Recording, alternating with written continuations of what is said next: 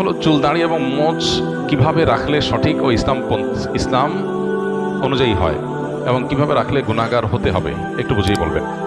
নবী করিম সাল্লাল্লাহু আলাইহি সাল্লাম আমাদেরকে সুনানুল ফিতরাহ সম্পর্কে ধারণা দিয়েছেন। সুনানুল ফিতরা কি? সুনানুল ফিতরা মানে হলো প্রকৃতিগত সুন্নাহ।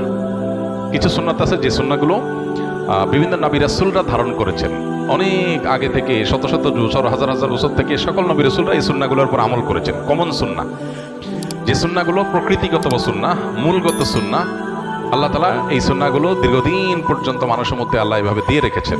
এই সুন্নাহগুলোর বিশেষ গুরুত্ব আছে। এর চুল রাখার ক্ষেত্রে নবী সাল্লাল্লাহু আলাইহি সাল্লামের যে সুন্নাহ, সেটা হলো যে চুল নবী সাল্লাল্লাহু আলাইহি সাল্লাম তিনভাবে রাখতেন।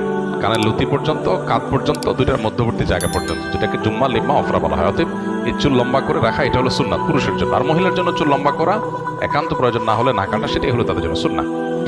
আর এর বাইরে কেউ যদি চুল রাখে সেক্ষেত্রে শরিয়ার নির্দেশনা হলো কাজা, এক প্রকারের চুল রাখা আছে কাজা, যেটাকে হাদিসের ভাষায় কাজা বলা হয়েছে। কাজা চুল রাখা নিষেধ, নবী সাল্লাল্লাহু আলাইহি ওয়াসাল্লাম নিষেধ করেছেন কাজা চুল না রাখতে। কাজা কোনটা? কাজা হলো চুল মাথার এক অংশে এক একভাবে রাখা, কোথাও বড় কোথাও ছোট, একটু এক সাইডে চেষে ফেললাম, আরেক সাইডে একটু বড় করে রাখলাম।